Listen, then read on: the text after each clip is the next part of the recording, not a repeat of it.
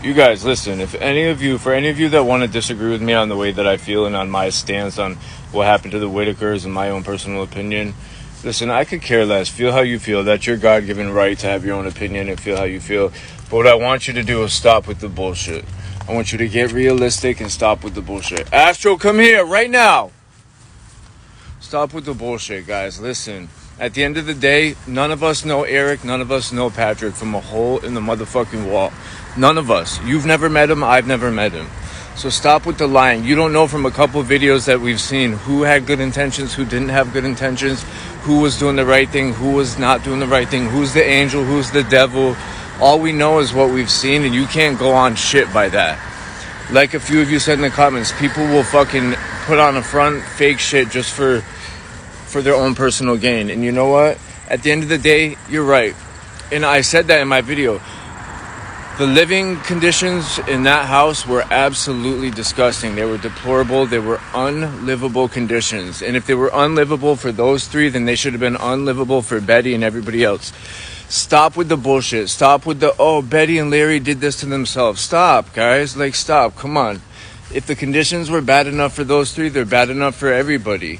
Give Betty some motherfucking credit. Stop with the bullshit. You don't know what her situation was, her feelings about what happened. You don't know what pressure she was under with the BJ situation.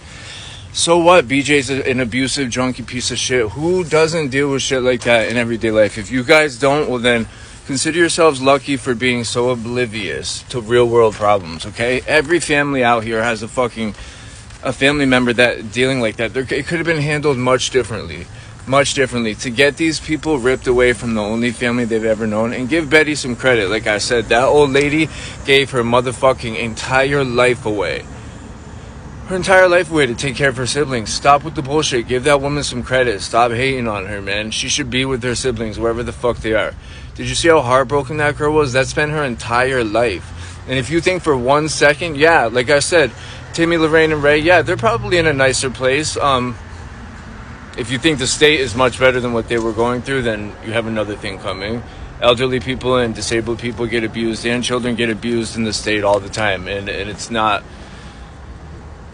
Think what you want to think about that. But, sure, they're probably sleeping in clean beds and getting running water and showers and eating better meals and better nutritious meals. And, yeah, there's some perks to what happened, but at what cost? At what cost?